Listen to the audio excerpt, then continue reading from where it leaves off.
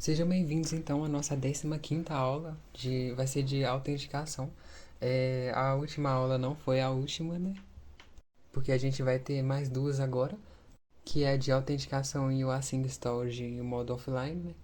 A gente vai ver aqui a parte do Firebase Authentication, né? Que é uma solução abrangente para lidar com a autenticação de usuários nos aplicativos web e móveis, que é o nosso foco, móveis, né? Esse processo de autenticação é a verificação da identidade de um usuário por meio de credenciais como nome de usuário e senha, biometria ou tokens. Durante esse processo de autenticação, o sistema vai validar essas credenciais em relação a informações armazenadas para conceder ou negar acesso. Isso garante a segurança e a autorização adequada, né? E o objetivo disso é assegurar que apenas os usuários autorizados tenham acesso a recursos específicos, como administrador, editor ou usuário comum. Nessa aula e na próxima, a gente vai usar a aplicação, né, para ilustrar os conceitos. Essa daqui, né, de login, home e cadastro, né? Nessa aula a gente não vai focar muito nesse diagrama, que mostra o fluxo do login com algumas particularidades, né? Que tem a seta do login para o cadastro, que ele vai indicar que o usuário ele pode cadastrar caso ainda não tenha uma conta. Essa seta representa a navegação entre as telas de login e cadastro. No caso, assim, de recuperação de senha, sabe? Que ele tem um modal de recuperação da senha. E tem o Async Storage, né, que vai ser abordado na próxima sessão. Apesar da gente ter implementado a navegação entre as telas, esse processo ele vai permanecer mais para as outras bibliotecas. Que no caso a gente vai instalar o Async Storage e o React Navigation com o npm install. Para a gente receber os nossos e-mails, a gente vai usar o Firebase, né? Porque o início da autenticação envolve o cadastro de usuários. E o Firebase ele fornece o serviço Aut para esse fim. Ele é especializado em autenticação, né? No projeto Firebase, é só você localizar a seção de autenticação ou authentication e é só seguir o mesmo procedimento que a gente usou para configurar o Firestore. Então aqui é só a gente configurar o método de login, a gente já está no Authentication já, né? A gente pode ativar o e-mail e a senha, porque de exemplo nosso, esse vai ser o fornecedor, né? Que a gente vai receber o e-mail e a senha do usuário. Então aqui no nosso Firebase config.js, a gente tem essa constante out aqui para instanciar o nosso objeto de autenticação. E a gente tem um export do Firebase out para disponibilizar para as outras partes do nosso aplicativo. Então, com isso, a gente pode usar o serviço de autenticação do Firebase, né? Para criar contas, gerenciar login, logout, recuperar senha, gerenciar permissão. Para não ficar exaustivo, a gente não vai ficar fazendo o código, mas eu vou ler ele para vocês. Então, aqui a gente já pode ir no nosso app.js. Nele, né, a gente já tem um Navigator Container, que ele serve para navegar entre as telas. E esse Stack Navigator ele vai ser a nossa tela, iniciando com a tela de login. E esses stack screens, eles vão ser as telas. Esse stack navigator, ele vai definir a estrutura de navegação baseada em pilha. Aí quando apertar em cadastrar, esse vai para o topo da tela no caso, né? No caso, a nossa tela de cadastro. Esse stack ele vem dessa constante, né? Stack que a gente criou lá em cima, que a gente pegou da biblioteca que a gente importou, que vai criar um tipo específico de navegador pra gente, né? O stack navigator. Então a gente já pode vir aqui, né, no nosso e vai direto para o login screen.js, né? Ele recebe o objeto navigation. Aqui a gente tem 5 variáveis de estado, né? E aqui a gente tem um user effect também, que usa o netinfo para verificar a conexão do nosso usuário, que ele tem um ouvinte, você fica escutando se tem internet ou não. Então eu vou fazer na ordem que o usuário faz, né, normalmente, que é direto aqui no botão aqui embaixo de cadastro. Depois a gente volta aqui no login para explicar depois. Aqui no nosso cadastro a gente já tem o e-mail e a senha, que são duas variáveis de estado. Essas variáveis de estado a gente vai enviar para o nosso Firebase, né? Então aqui a gente tem uma função, dessa vez ela não é assíncrona, né? Nessa função chamada criar usuário, a gente vai chamar o out, que é o nosso objeto do Firebase out.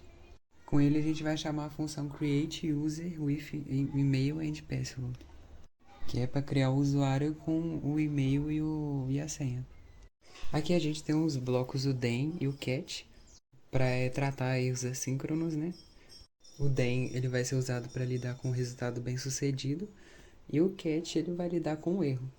Então, se o usuário cadastrou direitinho, vai mostrar um alerta que foi cadastrado com sucesso e que ele pode realizar o login no sistema. Com isso, né, a gente vai usar a constante BD, um get for story, para mandar para o nosso banco de dados esse e-mail e a senha do usuário. E o nosso componente ele recebeu o objeto navigation e a gente vai usar ele aqui agora com o navigate, o navigate ele vai funcionar como uma chave para navegar entre as telas, né?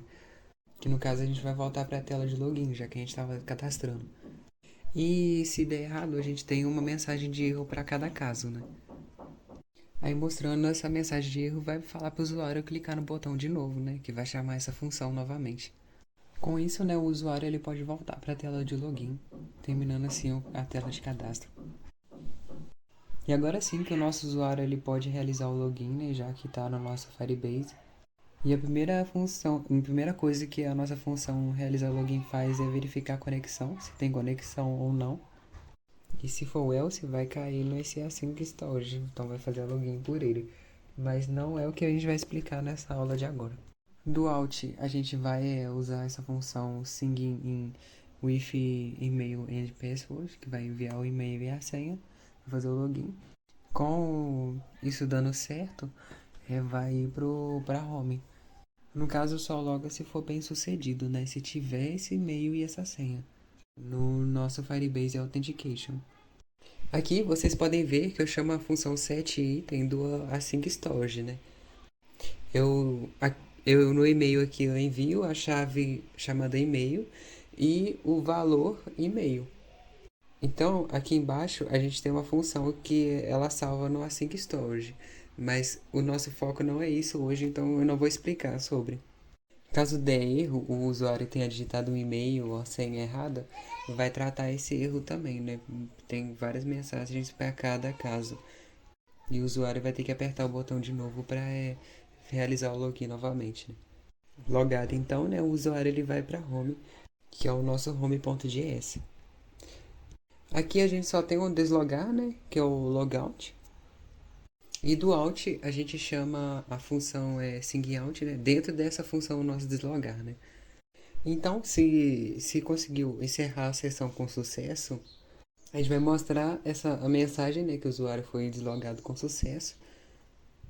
No caso dessa mensagem vai aparecer no CMD, o alert que vai aparecer para o usuário, que vai mostrar desconectado com sucesso. E o navigation vai levar de volta para o login. Se caso der errado, né, mostra o erro o erro no CMD, né, não mostra para o usuário, né, porque isso é um erro no código. Então, a gente pode voltar aqui no nosso login screen, que a gente vai ver a última função dessa videoaula de hoje, que é a de mudar a senha. A mudar a senha, se você olhar aqui no Touchball Parser, ela recebe o e-mail de recuperação, que vai aparecer esse modal quando o usuário apertar no botão de que esqueceu a senha, né? Aí ele vai pedir o e-mail de recuperação, ele vai receber ele e vai enviar para essa função de mudar a senha. Então, né, se não mudar a senha, ele vai receber esse e-mail. Ele vai verificar, né, se a pessoa digitou realmente o e-mail, se não vai mandar um alerta para a pessoa falando que não foi informado o e-mail, né, e falar para informar o e-mail antes de prosseguir. Se a pessoa digitou o e-mail, no Alt a gente vai chamar a função send password no reset e-mail, que a gente vai enviar o e-mail para essa função e essa função ela vai mandar um e-mail de recuperação para o e-mail informado, né? E com isso a gente vai mandar um alerta para o usuário, né? Falando que o e-mail foi enviado para um e-mail de recuperação de senha. Com isso a gente tira a visibilidade do modal que a gente fez ele aparecer clicando no esquecer a senha, né? Voltando assim para a tela inicial. E se der erro também, né? Ele vai pegar o erro e ele vai mostrar o erro que deu. E o modal também vai desaparecer, né? Vai voltar para a tela inicial. Assim a gente encerra a nossa videoaula de hoje, né? A próxima a gente vai falar mais sobre o Async Storage. Essa foi mais uma, não introdução, né? Mas uma explicação do código de uma parte dele. E a outra parte a gente vai explicar na próxima aula. Espero que vocês tenham entendido. Se não entendeu, voltem no código, leiam o conteúdo ou procurem na internet também. E até a próxima aula.